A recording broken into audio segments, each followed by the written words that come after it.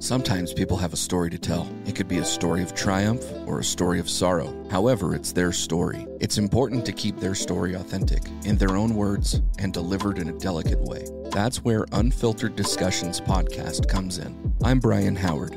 I talk with my guests about tough subjects and pivotal moments. I'd love for you to hear their stories. Subscribe to Unfiltered Discussions on your favorite podcast platform. Let's ensure their stories are heard. Hey everyone, it's Gnome, your favorite metal-loving midget. Do you love music? How about heavy music with some nice gutter rolls and amazing breakdowns? Look no further. Come join Jake the Hater and myself for your bi-weekly heavy music content. We bring you our newest singles and album recommendations. We are also bringing you new artists you may have never heard before. We are now streaming with a new RSS feed on Spreaker Prime. Come subscribe, like, and review. Also check out our Linktree for all our socials, feeds, and of course our very own Spotify playlist. Horns up and stay heavy.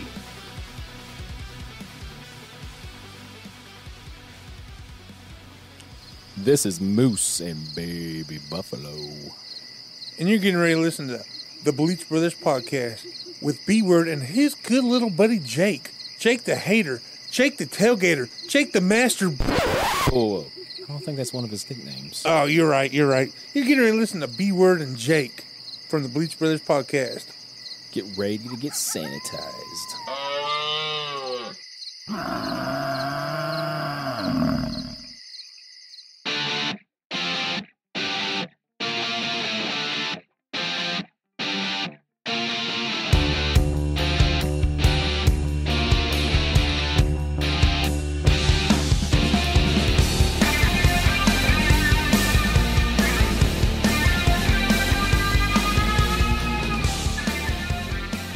Welcome into the Bleach Brothers podcast. This is B-Word. I am here with Itchy Dick Jake. I have an itchy wiener tonight. And it's not because of, like, you know, crabs or crayfish or lobsters, depending on how bad the situation is. I just got an itchy dick. You know, I was down for the count last week. I ended up getting pneumonia. And this is going to tie back to your whole itchy dick situation. And I watched the entire season, or rewatched, I should say, the entire season and the movie of Entourage. And there's the point where if anybody's watched Entourage, where E goes on this little hoe phase after him and Sloane break up, and he ends up having an itchy dick because Johnny Drama says that he hooked up with the same chick before he did. Burner. So my question is to you, have you hooked up with a woman after finding out, or have you found out after the fact that she was with somebody that you never wanted to cross paths with? I can't say no. But I did meet an Eskimo brother randomly at a Blazers basketball game. So I met a fan of mine when I was doing the radio show up here, right? Rip City Mornings. And I got tickets and I sat next to this guy. Shout out to Chris Sabro. And I was on my phone and his brother was with him. And they're from Clovis, California. So not even near us, right? Fresno area. Yeah. And he goes, "Hey, how do you know that girl?" I was like, "Oh, I met her in Mexico and like we hooked up." And he nudges his brother, goes, "Hey, your Eskimo brother's right here." And now, mind you, I just met these two. Like, I just literally just met them that night. And I go, "What?" He goes, "Dude, that's his high school ex-girlfriend." And so that was a cool moment.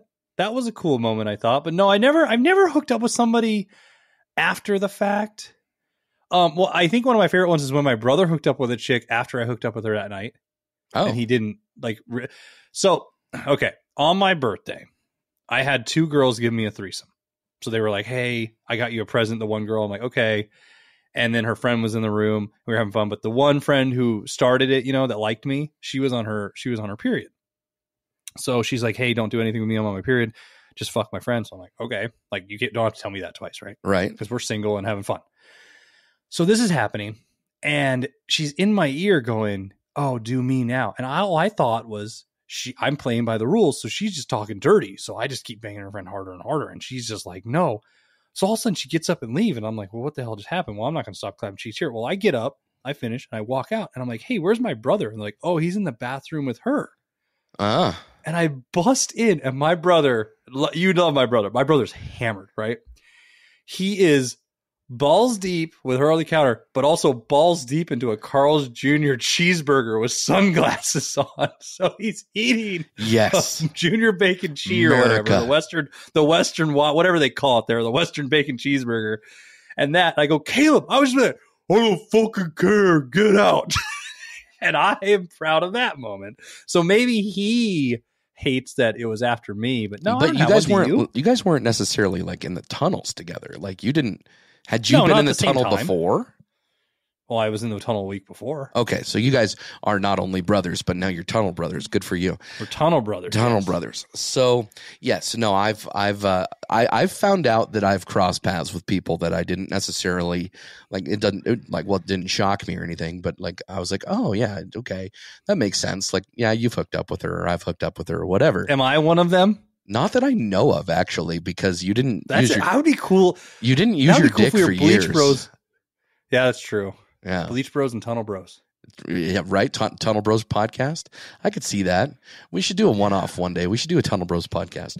But no, there was one guy who like was always like the scroungy kid growing up, and he was like he kind of looked like Pigpen off of. I think I know who you're talking about. No. Was he in Perup? No. You didn't know him. You didn't know him. And when he grew up, he cleaned up a little bit, but he was still like, he had gingivitis pretty bad, and he had, just body odor and whatever. Well, turns out this dude was smashing. Like I had no clue that this guy was smashing through women. And so I ended up hooking up with this one girl, and she's like, oh, who have you slept with? And I fell for that, right? Because we ended up sharing numbers, which you never do. And she's like, oh, well, I did this, and this. And I'm like, you did that, guy? Like with the gingivitis, like he had gums that were bigger than his lips. Like, how do you do that? It was just weird, dude. Like, I don't know. His name is Mr. Red. Yeah, exactly, dude, man.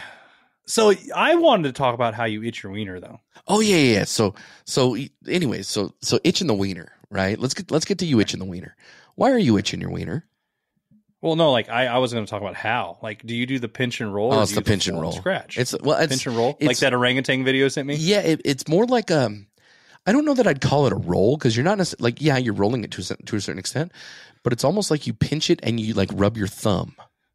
It's like rolling a booger together. No, well, it depends on not the dick, the nuts. Yeah, you roll your nutsack, but if you got to grab like the excess skin on your pee-pee, like that's not a roll situation. See, I think I'm weird. I know you're weird. I tug until the skin like stretches to itch it. I yank it really far. Yeah, that's. I yank it like I either like okay, like in the pants I'll like. You're like the scratch, kid that used used to like rip apart those like those slappy hands, those gummy slappy hands. You used to rip those apart just because you wanted to see how far they would or you stretch. Stretch it across your face. Yeah, or you put the glue on your hand, you rip it all off, and then you eat it. Like I really, literally, if I'm a man, I'll just yank it as far from my body until it like I feel the skin like stretch so it itches it. Wow. Do you also call it itching an itch or scratching an itch, or what do you call it? Itching a scratch? I don't know that I've ever. I mean, I don't know that I've ever really dissected that. No, I think I just scratched an itch. Yeah, I itch a scratch. You itch a scratch. Okay, that doesn't shock me either. Because you're kind of weird like that. I stretch a scratch too. You're kind of weird like that, my dude. You're a little neurotic, and I appreciate it. And speaking of neurotic, there is an actor that we're going to talk about today. In our last episode, we talked all about a rapper. In this episode, we're going to talk all about an actor. Well, you know what's great is his son tried to be a rapper. Did he really? Oh yeah. See, I've not paid any attention to his offspring. Oh, dude, it's so fucked up. Like a legit rapper, like gangster rapper, or like a Waka Flocka Flame kind of rapper. He tried. Wow. Anyway, the actor who we are talking about, who we are referencing, if you don't already know by the title, T. Hanks for listening, by the way, is Tom Hanks. So, Jake, I remember my very first introduction to Tom Hanks. It was on Bosom Buddies, the television show. Oh, I forgot about that. I was like not like as interested in that show, but I remember seeing him on that. That was like my very first introduction. But the very first movie that I saw of Tom Hanks was Splash. Oh yeah. So that's how I was introduced. How were you introduced to Tom Hanks? Big. like most people of our generation, like Big, the piano scene and everything. My older sister, like I see now I remember him in Splash. See, I remember more of the chick and John Candy and that. I know Tom Hanks is big, but like there are movies with Tom Hanks where I think they made him big, and then there's movies that Tom Hanks made. Yeah, like if that makes sense. I'd Like agree with that. He's the film. Because like Joe versus the Volcano, right? Like is a forgettable film for me. I know people like love it, and I remember we had a drama teacher in 7th grade that thought it was like the greatest fucking movie ever made. But yeah, it was big. It was. I think that was that. And I hate that I'm gonna say this, but a coming of age film for us of growing up. Like that was a rite of passage film that you had to watch. That was a great for our film. generation. That was a great film. Watching it now, it's a little weird. Especially when the chick knows that he was like, no, it's not. He was like, no, it's however not. old he was. And it's so good. Yeah, no, well, dude, it just makes me feel dirty. But I still think it's not a great movie. Okay. Let's ask this. If you were that young, right? And then you had the chance to go to Zoltar and you became older, you're telling me you're not clapping those cheeks. No, as a kid I am. But as the female adult, you're a pedo. Is like she though? He told her Is what she, though? what his age was, and she's like, "Oh my god, I'll wait for you," and she kisses him. That's pedo shit. Oh, dude. at the end, I thought you were talking about like during the sex. Oh yeah, that is okay. Now I'm thinking about it. I forgot about that scene. That's a little the scene that gets me in that movie the most is when he goes to his mom and sings, and she like flips out. Yeah, because that's that scene that like I understood as a kid, but I didn't get it as much as an adult. And the one thing I love about it, it's one of those scenes that Hollywood actually did right. Mm-hmm. Like they didn't just glaze over the fact like, oh, their son's gone and he's living it up in the city. And like he went back and she thought he was like a robber and he's like dressed in his dad's jogger clothes and has to act like he kidnapped him. Like, that is great writing. Actually, it wasn't very bad writing, and the whole storyline about the toys, the MacGuffin of it all, as you love to acknowledge. I thought that it was done well. I thought that the discussion was well. Obviously, that piano scene's classic, right? It's iconic. I think it's one of the best scenes in film history. But yeah, that's a good one. So, what in keeping with this, we talk a whole lot about superheroes on the show. Yeah. And Tom Hanks has not had anybody talk with him about joining the MCU or any other heroes franchise for that matter. If you were to have Tom Hanks join a superhero film, any one of them, right? Which one would you have him join and which character would he play? So I'm going to preface this with a few things. One, in his younger years, mind you, films weren't as good as they were, but there was no way you cast that goofy guy to be anything. Right. No, you know what I mean? There's no way. I think he's at an age now where he's perfect for like the older gentleman characters or like the leader or like, you know what I mean? I'm not saying like he's a Professor X, but he's that level, like more teaching people and being like the master behind them. Yeah. But if I could do anything and I put him in the MCU, I'm going to start with that. I'm putting him in with the Council of Reeds. Okay. As one of a Reed Richards. Okay. Like the really smart one that's like the president of the world or whatever. I really think he could do a good job there because Tom Hanks is one of those actors that's scary to hire into these films because he's too big. Yeah. And it's weird to say that, but there are people out there that are too big for the role that they're going to get. Mm-hmm. In the sense like Keanu Reeves, I think is huge, right? But I don't think he's too big to be a Ghost Rider, if that makes sense. But you put Tom Hanks in a role as Magneto, it's like, one, is he going to overact it? Two, is he going to do it well? And three, it's Tom Hanks. Are you ever going to get over the fact that Tom Hanks is in there, not anybody else wearing a Magneto helmet, Right. The funny thing is, if I see him in the MCU, I see him as a good guy. Because the MCU is more colorful and lively, and if you tried to make him a villain, I think he does what he did in the movie Elvis, and he really overplays it, and it's not going to be well received. Terrible. But if I were to put him in the DC universe, if I wanted to make him sort of a good guy, I'm making him Commissioner Gordon. Okay. With his age now. But I would love to see him as Mr. Freeze. And the reason why it would be one of the first times you actually see him where you get rid of his hair and you make him and you see the love story of him like in his lab and studying. I think he would actually do a pretty compelling Mr. Freeze. That's actually a good one. It's because here's the thing. We all know that the Batman animated series is a fucking amazing masterpiece. But I don't remember the name of the episode, but it's episode 4 of season 1. And it's the Mr. Freeze episode. And it's like Cold of the Heart or something. But it's explaining his wife's death and everything. It's probably one of the greatest written cartoons ever. Okay. And if you did that as a film adaptation, like he's fucking perfect for the role. Okay. I could see that. I couldn't pick a DC one, to be candid with you. One of them's kind of a cop-out, okay? The cop-out is Beast for X-Men. I think it would be very much in the same vein of Kelsey Grammer. I think the way that Kelsey Grammer played the role and how the character was fleshed out, I think would be perfect for a Tom Hanks. Like you said, I do think that he's too big for that role. However, I don't think he has to play a hero. You know who he'd be good for? Uncle Ben. Really? He'd be an amazing Uncle Ben. You only have to have him for half a movie. Good point. He gives words of wisdom to Peter Parker. He shows the amount of emotion that you need him to show. He's already a lovable actor. The audience is going to bond with him. I just really think if you're going to put him into a movie, you can put him into a movie as Uncle Ben and nail that fucking character for him. I just don't know that there's another hero that I could put him into, if that makes sense. Hero, no. And see, like I said, I think we're at that point where he's of an age where he's such a big actor, like he's like the mentor, right? Yeah. Not in the mentor in like the Iron Man way, but like, okay, so let's say you went outside of the DC universe or the MCU universe, those two, right? The big ones. If you redid, which they are redoing another Hellboy film, but I would do him as Professor Broom. Yeah, Hellboy's I can see dad. that. I could see him. See, I see him leading more of a character like that. That's more astray than a character that's sort of still too goodwill natured. Right. Like, and that's all I mean. I agree with you on the Uncle Ben sentiments, but I also feel like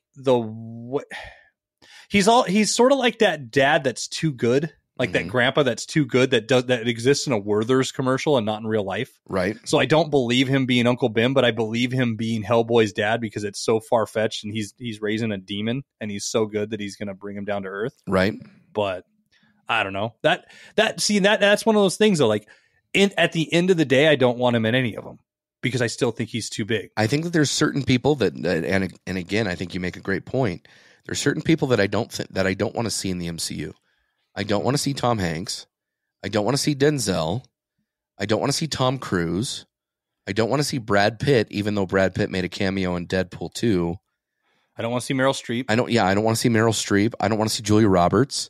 There's certain people that I just don't want to see. You know, Dame Judi Dench, you don't need to see her in it. I think that there's actors of a generation that are just magical and as far as how they can play characters and the amount of talent that they have to put out movies.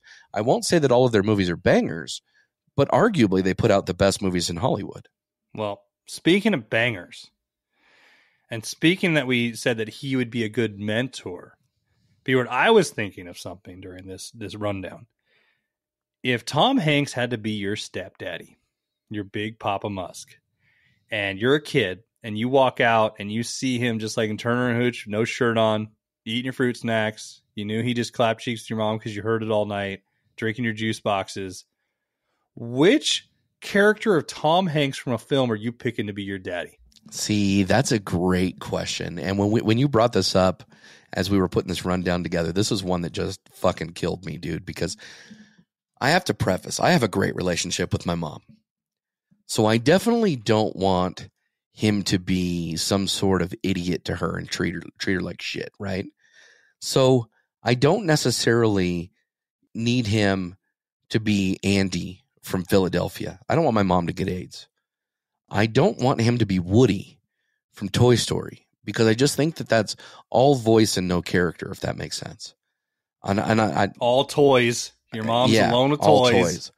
I think from a father-son perspective, I would love for him to be the coach from A League of Their Own. That's a good one. I think that he would teach me how to pee very long. Jimmy Dugan. I think that he would teach me how to throw a ball. He would teach me how to play a sport. He would be a good coach, assuming he doesn't have the alcohol issues that prevent him from being a good dad, right? However, I think if I'm talking about Tom Hanks coming in, stealing my lunch boxes, stealing my Capri Suns and clapping cheeks with my mom, I think I got to go with Forrest Gump. I knew you were going to go with that. Why not Forrest Gump? Because you want a simple stepdaddy. You don't want a stepdaddy. You want a stepdaddy that's just going to hug you, and that's about the end of the relationship. Like, he's not going to teach anything. He's just going to be there. Here I am, B-word. I love you, B-word. I love you, B-word. B-word. B-word, And love then you, we B-word. went to the park and ate ice cream. Yep, we're going to go eat ice cream, B-word. Oh, It's either that or Sam Baldwin from Sleepless in Seattle. Because I think you can go with. Here's the thing. I don't think Tom Hanks is great at rom-coms. That's my hesitation with that. I think he was good at rom-com. Here's the thing. I think that the story is better than his acting for it, but I think he was the reason that he was casted for it is because, one, it's more for the girl, right? Like the girl story, like Meg Ryan's fucking killer. Right. But it's also the fact that he was the epitome of every doofus guy that was trying to get a girl. So it's like it's an easy character to land him as. Like, all right, let's look at it this way. Tom Hanks gets casted, right? He's who ends up being your stepdaddy. Yeah. Your mom wants a Brad Pitt to be the stepdaddy. Right. But they end up with the Tom Hanks, hence why he's perfect for a rom-com. You don't put Brad Pitt in a rom-com. It doesn't work. Well, it might, and it might not. No. But who's your I thought who's of your this stepdad? I thought of this in multiple ways, yeah. Multiple ways. So one, I actually thought of the Forrest Gump thing because remember, my mom taught a lot of autistic kids, and I was like, well, she could handle him. She could, tell him where to go and what to do and color coordinate his lunch boxes and for him for the day. But I was like, I'm not going to do that to her. So then I was like, I want something like as close to my real life. So I thought of Sully. Sully is not Tom Hanks. Sully's not Tom Hanks? Oh, Sully.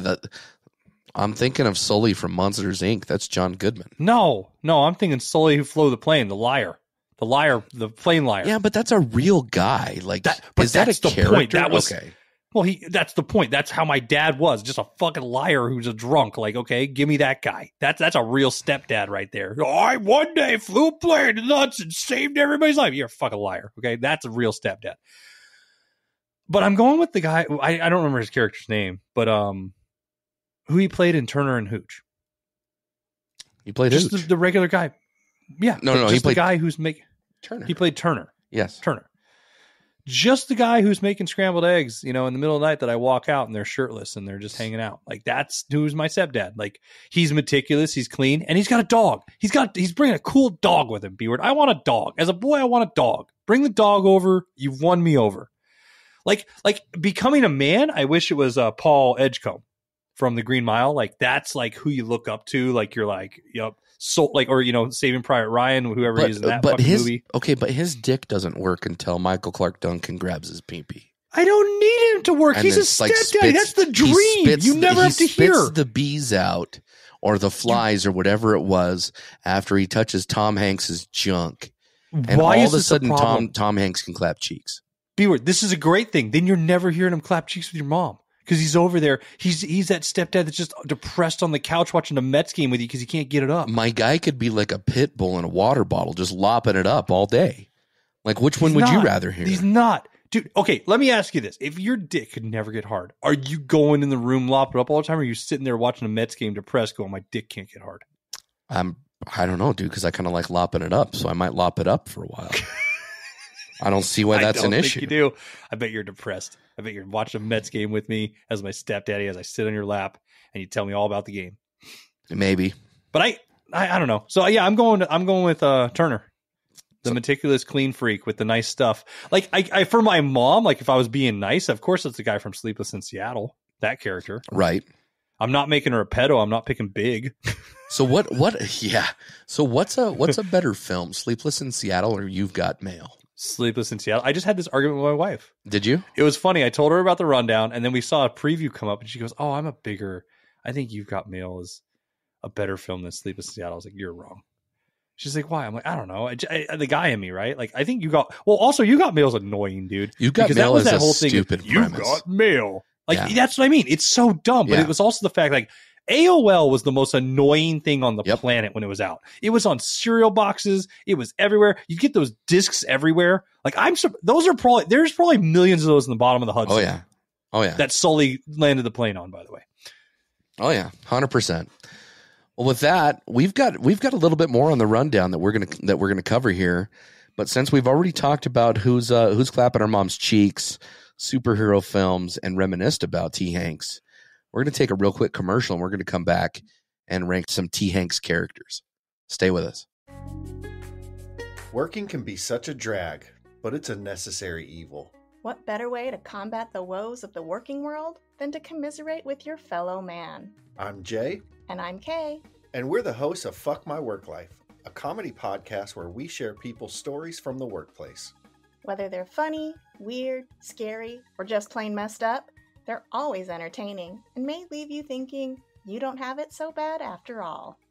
Available on all major podcast platforms. Give us a listen.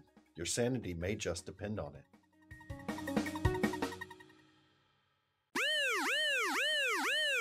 Have you ever thought about having a beer with Ted Bundy? Or been anally probed at Area 51? Perhaps go to dinner with Jeffrey Dahmer? Taking a car ride with JFK?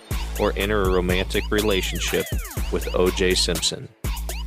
If so, then crack a cold one. The Pub Time Podcast just might be for you. Bleach Bros podcast is proud to align itself with Jerky Pro, a beef jerky manufacturer established by military and paramilitary veterans. Available in 3-ounce or 1-pound bags with great flavors such as honey glazed, teriyaki, red hot, apple cinnamon, original, peppered, sweet barbecue, and if you're ballsy enough, nuclear. Be sure to use our promo code to get some of the best jerky on the market. Use Bleach Bros 5, all lowercase, to take advantage of this offer today.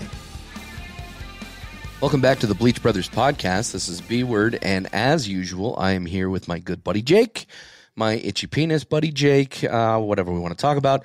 Jake, we are T. Hankings the fans, or T.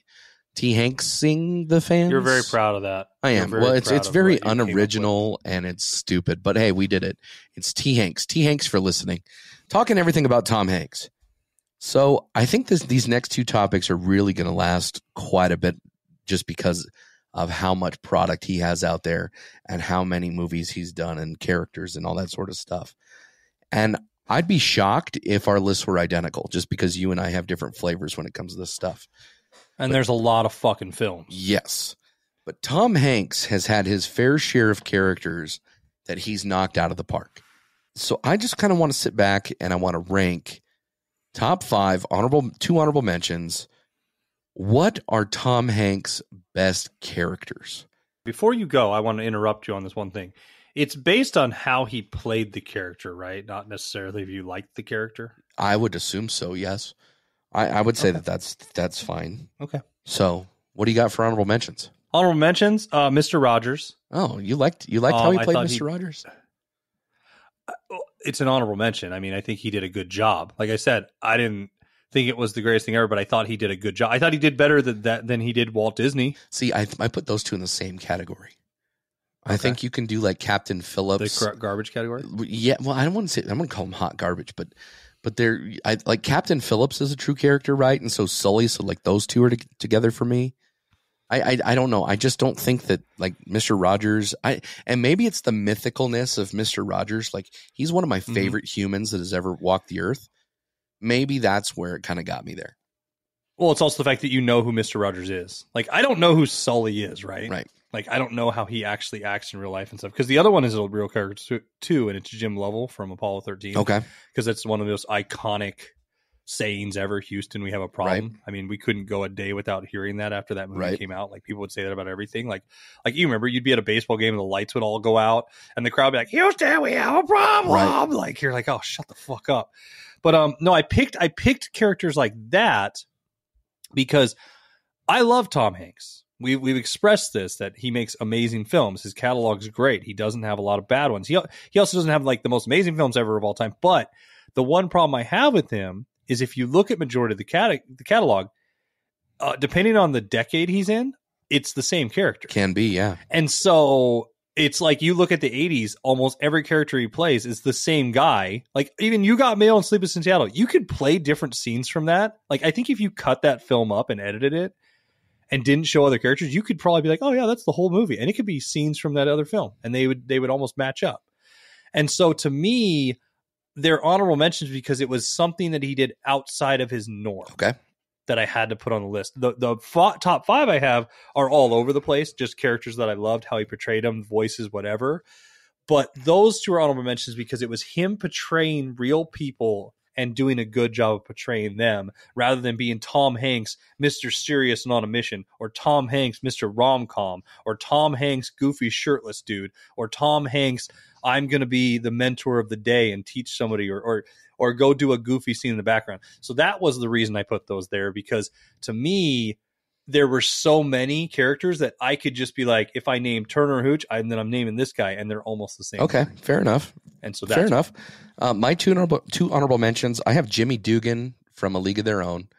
I thought he was great for what the character was. I felt like he was a human Woody, like a drunk human Woody, if that makes sense. I thought he did a great job with the character. Love the movie. It's really good. My second honorable mention is John H. Miller. He was the character in Saving Private Ryan. I just thought that the cast was so great in Saving Private Ryan, and the storyline was phenomenal. He gets outshined. That I wouldn't say he gets outshined, but he gets dulled. Like, if that makes sense. Like okay. he did a good job. Like, I wouldn't say that it's a character that he has to write home about. I'd say it's a movie to write home about for sure. I just don't think that it's a character that would like define his career, if that makes sense. Well, it does. So as usual, we have 1 through 5. I imagine you have them in order. I also have them in order. They're in order. You want to go first? You want me to go first? Yeah, no, I'll go first because you mentioned one of mine. Dugan, the coach from A League of Their Own, is my number 5. The reason is because I think he has more memorable moments than a whole memorable film. Yeah. So like the piss scene, of course, or that there's no crying in baseball, and then where he's doing the chew and spitting. Other than that, like he's there, but the rest of the cast outshines him. Like he had 3 huge scenes, and then the rest of the film is just the rest of the film. Right. And it almost feels like too, when they wrote it, they were confused whether to have him have an affair with that catcher or not, because he was like Gina almost Davis. in love with her, but Yeah. she was still married, and so it was that weird part too. But Yeah. I mean, the one redeeming thing for him though is seeing the transition when he sobers up during the film. Yeah. Because he starts out a fucking train wreck and then he becomes better. A better person. But like I said, it's essentially he's 3 scenes in the film. So that's why it's number 5, because he did a great job at those. There's quotes from him. You'll never forget them, but you can take the rest of the film and probably forget about him. Makes sense. My number 5 is Josh Baskin from Big. I love the way that he portrayed Josh Baskin. I felt like he had an innocence to the character that was very childlike. And as an adult, I feel like that's kind of hard to do because we always get distracted by things. And he made it very lovable, very enjoyable, and very relatable. And I really enjoyed how he portrayed that character. So that's my number 5. My next one is Woody from Toy Story. And you can name any of the films. More because, I mean, yes, they did a great job. It's one of those ones where the art matches him, so it looks like him. They matched up his mannerisms and stuff. However, I also feel like they match it up when they're doing the voices to make it seem like it's portrayed perfectly. Such a great job. Like he did a great job just bringing depth to a cartoon. And I know you're not a big cartoon guy, but this is CGI, but it's Tom Hanks while it's also being a character, if that makes sense. So it's number 4. My number 4 is Woody for the same reasons. Yep. I think that he was done very well. If this was a Tim Allen episode, Tim Allen's Buzz Lightyear would be up there too, just because those 2 characters were done very, very well. You can take any Toy Story that you want.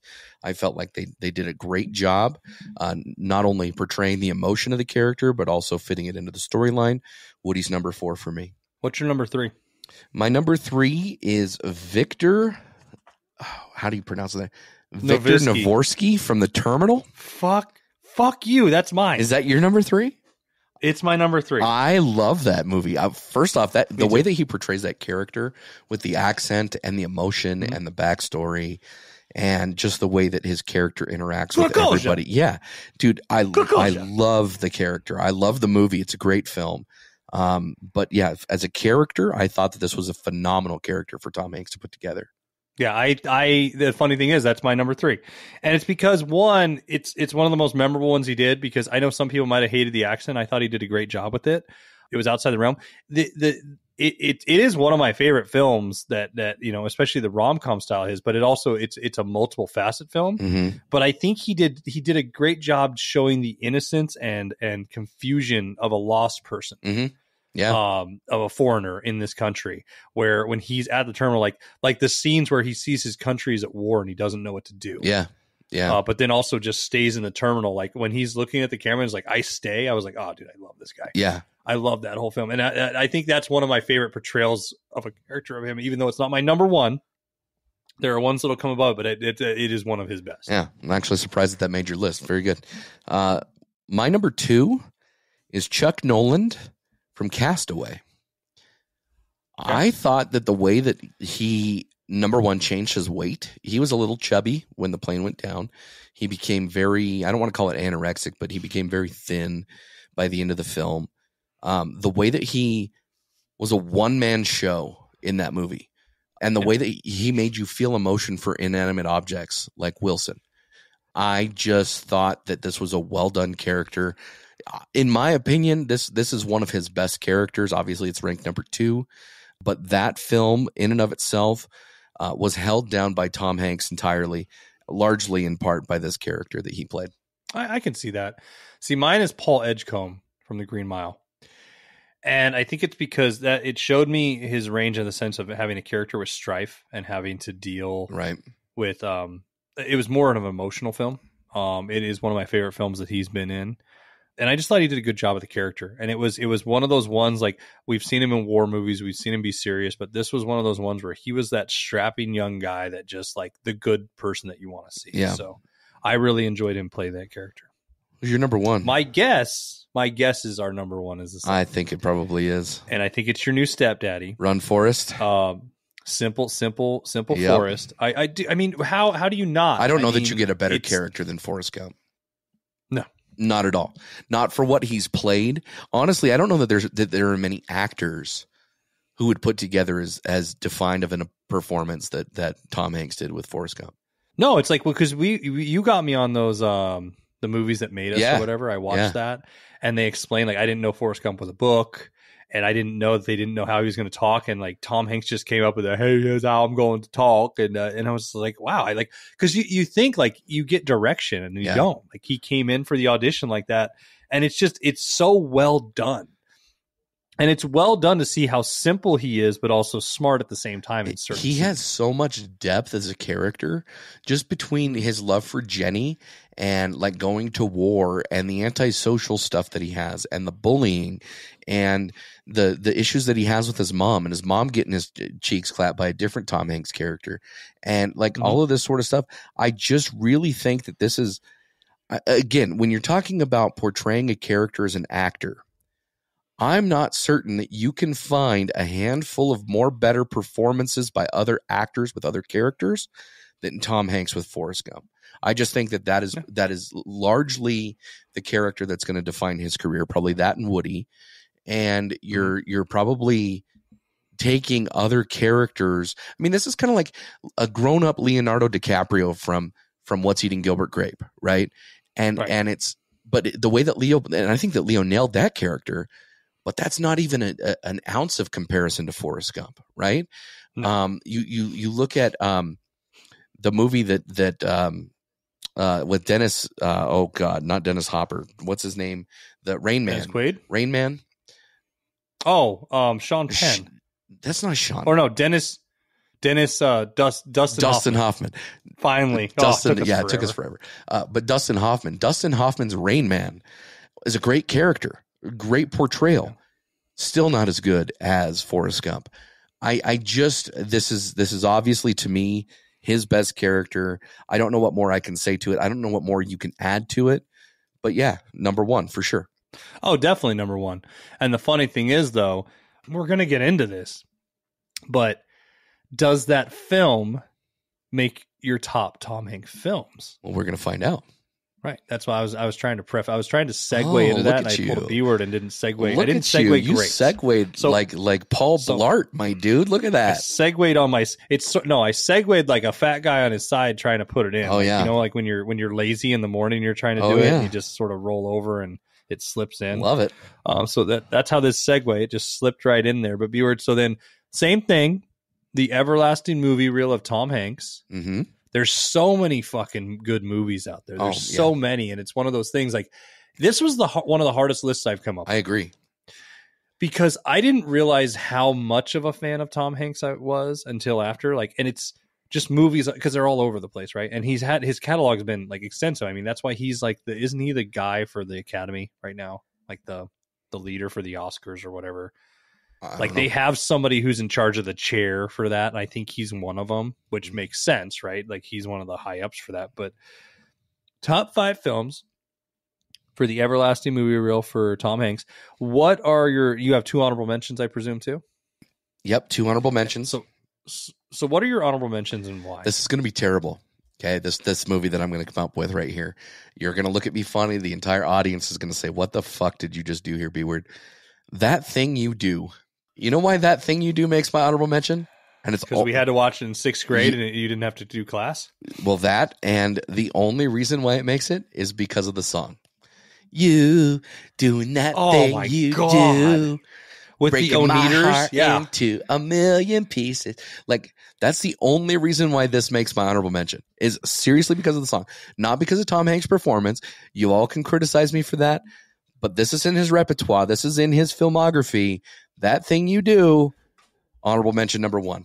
What's your next honorable mention? See, all I really remember is the Oneaters from that film when they were trying to be the Wonders and trying to be like the Beatles and spell it. Like, I don't think that's a bad film. I guess I wouldn't put it that high because I mean, essentially, you're ranking it as number 7. Well, but then again, it's an honorable mention. No, you're bringing them up. Yeah, you're bringing them up just to bring them up. See, like mine is Saving Private Ryan. Okay.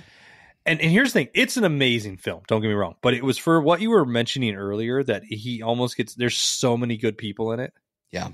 And it's almost like the outshined like moments. I think there's moments where he makes the film, but I also think there's moments where other people do. Right. And so to me, and I love war films, but I don't think it's his best film or it belongs in his top 5 for me. Because also, as we know, for me, it's watchability. What am I going to pop into the VCR, DVD player, whatever, stream over and over again? I'm not going to do it with Saving Private Ryan. I've watched it multiple times, but I'm not going to go in and put that in right now and say, that's what I want to fall asleep to or watch, right? Number 2 is, for honorable mention, is Sleepless in Seattle. And the reason is I can't list a movie without having some rom-com on there. Okay. Because, and it's one of those ones that I'll watch every now and then. Out of all of them, that's probably the one I can watch that I'm like, okay, that's good enough. I couldn't put Toy Story on the honorable mention. It's not on my top 5, spoiler alert, just because it's the fact that there's multiple films. It's hard for me to pick which one's the best, but 2, it's still not really him. Right. Like it's his voice and he portrayed it well enough. And and I know that's sort of going against how I said he was one of my favorite characters he did, but also again, a lot of people in there. So my second honorable mention is Catch Me If You Can with him and Leo DiCaprio. The reason why it's there, and we've done the Leo rankings before, and I think Catch Me If You Can was also on my honorable mentions for Leo, is because it's really hard to say whose film it is, if it's his movie or if it's Leo's movie. I think it's a great movie regardless, and I love the film, which is why it makes my second honorable mention. Now with that, man, I'm going to get into my list. I'm going to start off with number 5, and then I'll shoot over to yours. My number 5 is The Green Mile. I love The Green Mile. Okay.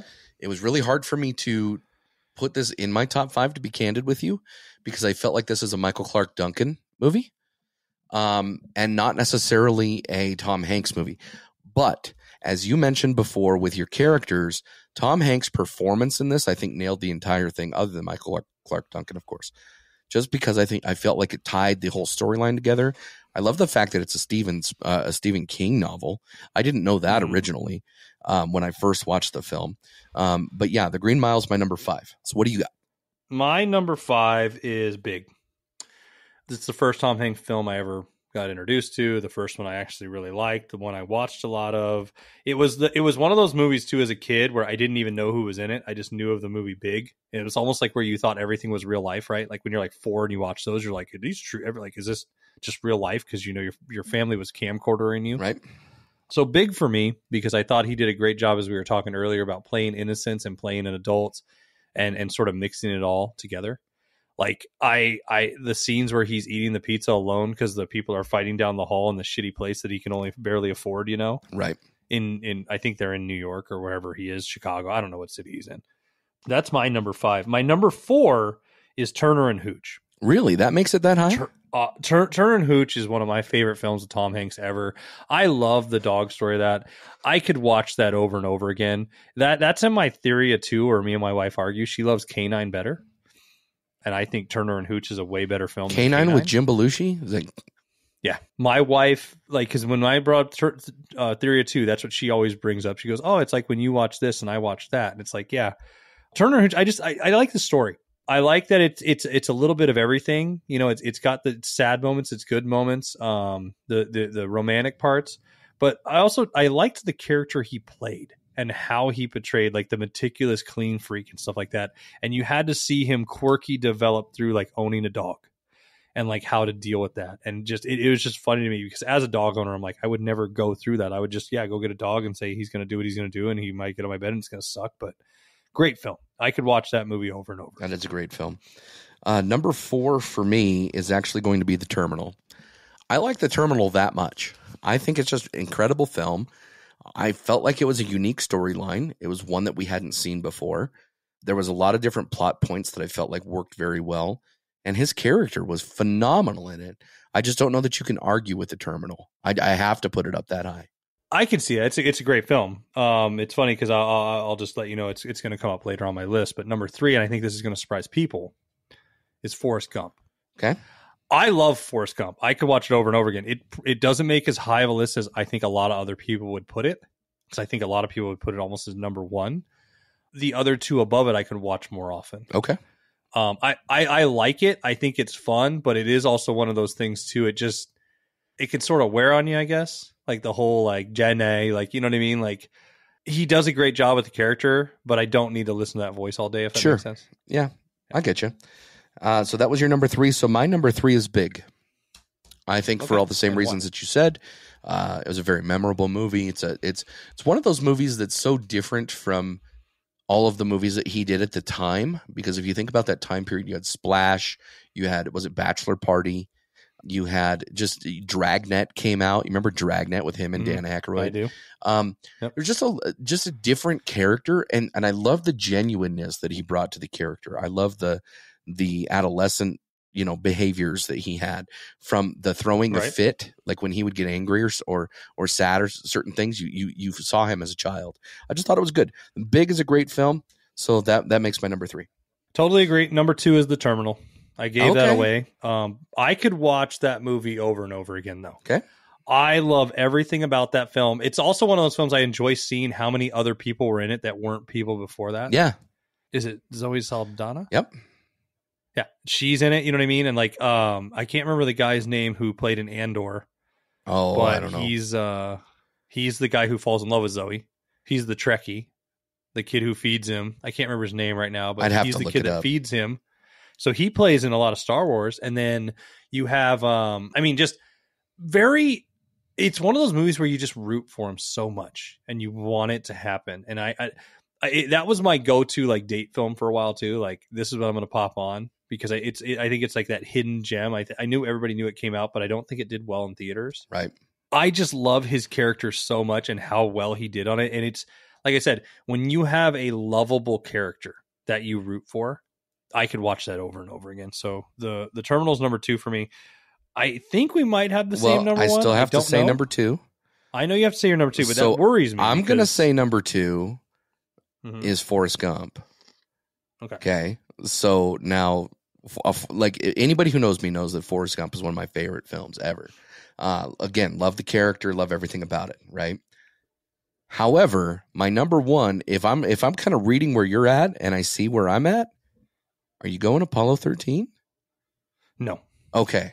See, that's mine. My number one's Apollo 13. That's your number one? It's my number one.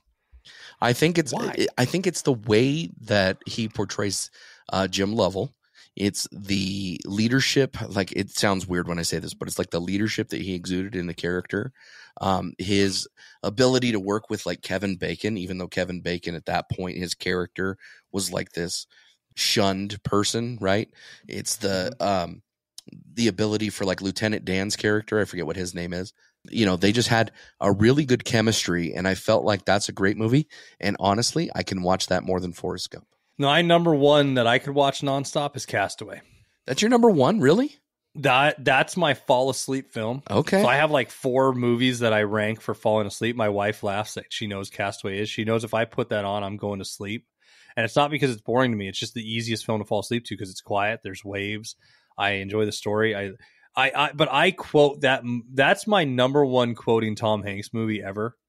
Like, I yell out Kelly time all the time that way. I yell out the hay scene where he's yelling at the coconuts.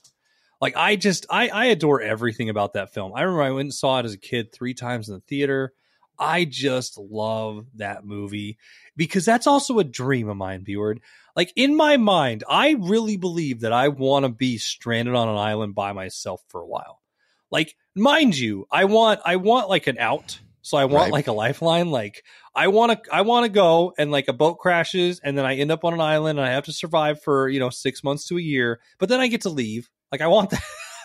I want like a permanent vacation away from everything for a reason, if that makes sense. So to me, it's like a dream. It's a dream come true. I'd lose some weight. All I would do is eat fish. I would be alone. I wouldn't have to talk or hate on anybody, but then also I'm alone and I have nobody to talk to and I could die. But, like, it's just, I think it is one of his best roles ever, too. I think he did such a great job, like you were saying. And it's funny because that character doesn't make my list. And some of these characters didn't make my list for my top favorite films. But that's one of those moments where I thought just the film itself is better than the character in the film. So since we got a little bit of time here, what would you say is Tom Hanks's worst film? That's hard. It's tough. Joe versus the Volcano. He's had some bad films. Like, here's the thing. I'm going to say a film that's not a bad film. Like, I'm going to say, like I said, Joe versus the Volcano. It's not a bad movie. It's just, you know what I mean? I don't know. It's just, I don't think it's that good. But I'm going to say I can't Elvis. think of, like, the worst. Elvis Really? I didn't like Elvis. Like, the guy who portrayed Elvis was phenomenal as Elvis. The rest of the movie can kick rocks. The soundtrack, the way that it was done in a Moulin Rouge style, I fucking hate that style of filming. Tom Hanks' character is the fat fucking manager guy who's just a prick. I didn't like it at all. Snowman? I didn't like it at all. That's probably his worst film, in my opinion. Either that or the one where they're fighting over the house. The Money Pit. Burbs? The Money Pit. Oh, the Money Pit. Yeah. Oh, that one's pretty bad. I mean, I don't know. I guess do you think that you hate Elvis as well though too because of the accent he did? The what? And how he talked, like his accent that he used for the Elvis film. No. I think that he was okay with the accent. I guess I didn't understand the character, and it was something that I just really didn't like, and I found it very distracting. I found it extremely distracting, actually. So okay, I didn't love the film. I didn't hate the film. I hated the film. I didn't love it either. Hated it. I know you hated it. What I'm saying is, I don't think it's his worst movie because also I don't think it's his movie. It's fine. I think but it's the guy who played Elvis. I hate it. Fucking hate it. Oh. I know that Josh from Apple Boys fucking loves Elvis, but you know what? Fuck off, because no, that movie sucks. That movie sucks fucking ass. Hi, Jimmy's mom. Yeah, hi, Jimmy's mom. So we haven't done this in a bit, but I just want to shout out our Patreon here real quick.